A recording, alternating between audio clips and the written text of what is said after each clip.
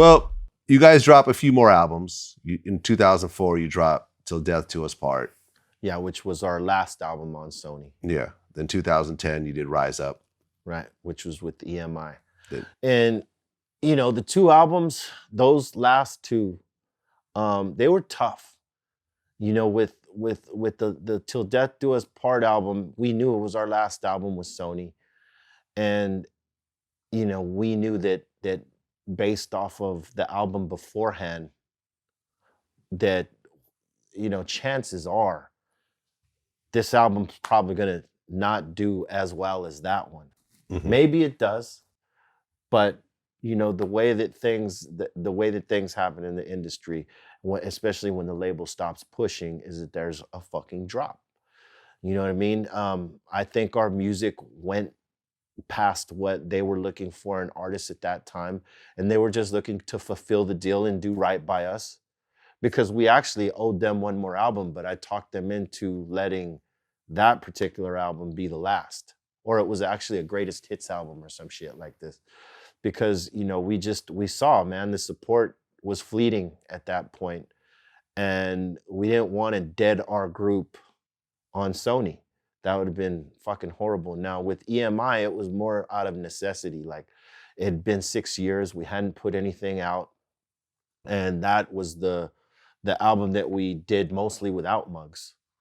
You know, Muggs was working on several other fucking things at the time. Mhm.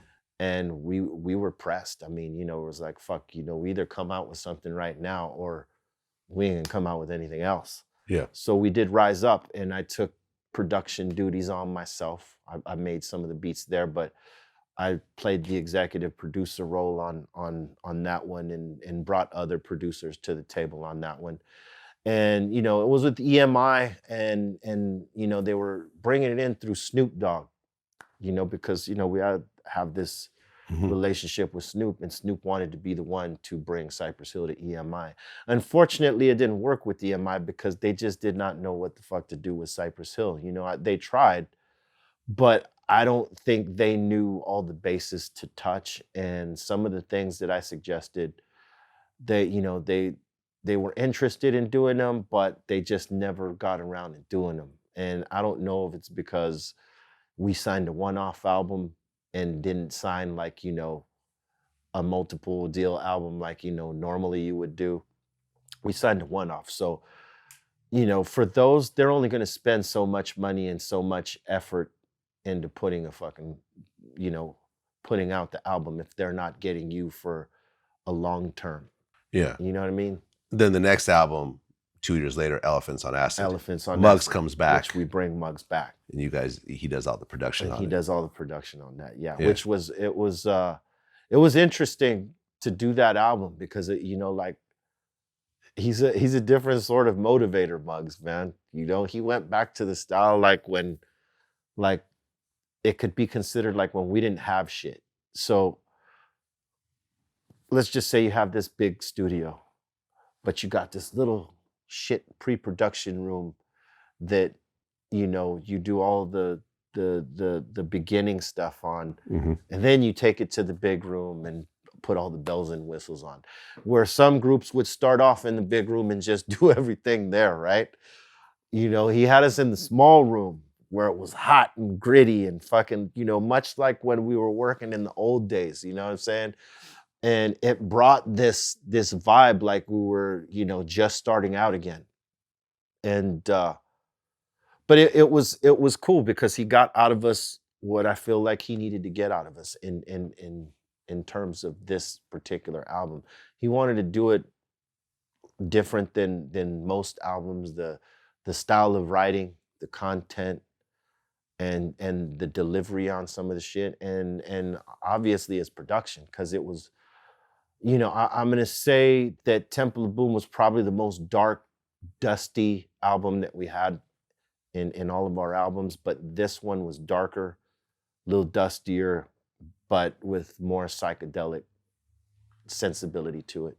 Yeah, and that's, well, it's, you know, I'm looking on the Wikipedia page, that's the 9th album, but then there was some other stuff. Yeah, there's stuff in between. Los Grandos, Exidos, and stuff like that. So it's really like about 10, 11 albums. Yeah. It should be 10 or 11. 11. It should be Yeah. Exitos and the greatest hits deal that we did after Yeah. So 11 albums. 11 albums with Isn't Sony. it crazy, like looking back and say, wow. We were signed for 8. You know, Yeah. we had one of them old school hip hop record deals where they sign you for your Forever. whole fucking life, right? They think that you're not gonna fulfill this deal. One, it's a gamble that they sign you for these 8 albums, but either way, it's a write-off, right? So you probably most groups that got signed to that deal made 2 albums at the most, If that, yeah. if that. There's handful of us from the golden era that actually made more than that. Yeah. But I think we're probably the only hip hop group that stood on one label all that time and fulfilled the deal. We didn't get dropped. Too Short, I think, might have been the other one. Yeah, we didn't get dropped and we didn't buy out of our contract. We Mhm. actually fulfilled our deal and left amicably and in a good place with Sony. Well, and then in 2016, you formed Prophets of Rage, Yeah. which I forgot was a Public Enemy song Yeah. with Chuck D and members of Rage Against the Machine. Or is it just Tom Morello?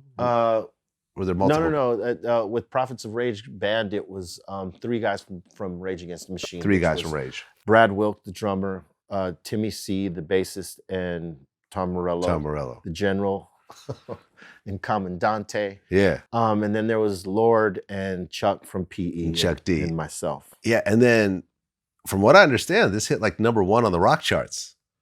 Yeah, I mean, I never, with that band, I never really kept up on what it was doing in terms of charts or sales and stuff like that, because to me it was more of a platform with these guys to talk about shit that I don't normally talk about, whether it be my solo stuff or with Cypress Hill or any of the various groups I've been in, like Serial Killers and Psycho Realm and shit like that. Yeah. I mean, Psycho Realm, similarly, we talked about things sort of like with Prophets of Rage, but it 2 different fucking deals. But it was a trip to see the response of this group, because you either loved us or you hated us.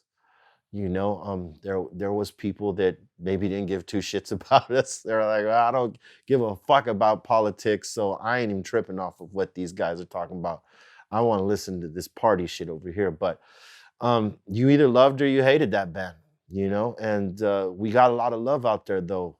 It was a crazy experience to put these group of guys together. On paper, we knew it worked. It looked good on paper. Yeah, Rage Against the Machine, Cypress Hill, Public Enemy, fucking looks good, right? That's a tour. Yeah. Let alone a band. That's a stadium show in a lot of different countries. Yeah, and we started rehearsing for it in secret. And at first, it was like, oh shit, what are we doing? You know what I'm saying? Is this really the move? Could we really pull this off? And then I think in the 2nd or 3rd week of rehearsals, we hit a stride. We're like, oh shit, something's coming together here. Because it was, at the beginning, it was us doing Rage Against the Machine songs, because we felt like, Tom and the other guys felt like, fuck, this is the time for this music because of all the shit that was going on. It was around the 2016 campaign, and they felt like this message needs to be out there. And at the time, Zach and them weren't doing stuff. So, to get this message out there, Tom thinks, let's form another band, and let's go play this shit, because this music is needed right now. So, he calls Chuck. Well, at first he calls the other 2 guys, Tim and Brad. Then they call Chuck. Chuck is, from what he told me, he was kind of halfway in, and then when they talked to me, that's when he committed fully. Because Chuck and I had always talked about doing shit together, but you know how it is. Artists with schedules, and PE works a lot, Cypress Hill works a lot. There was very little time for us to find something to do, but Tom caught us at a time where neither of our bands were like actively touring at that moment. And, I was like, I was like, yes, before he even asked me. I knew I had inside information. You cannot hide nothing from Dr. Green Thumb. Now, I get the call like, hey, these dudes are going to call you. I'm like, get the fuck out of here. They're not going to call. I've heard this talk before, because we talked about it many years ago, Mhm. forming something, but it just didn't happen. Audio Slave happened instead. And, so I was like, yeah, right. Yeah, okay. They're going to call me. Sure, they're going to call me. Okay, I'll call you when they call me, dog. Boom. About an hour later, I get a fucking call from Brad. Hey, or a text, his Morello hit you yet? I'm like, no. Is he supposed to? I was kind of playing stupid, and he was, yeah. Let me know when he does. I'm like, all right, cool. And right then and there, that was the validation, right? I was like, okay, Yeah. these motherfuckers are gonna call me. So it was like, yes, before he even asked me, because I saw the potential in what it is they were trying to do.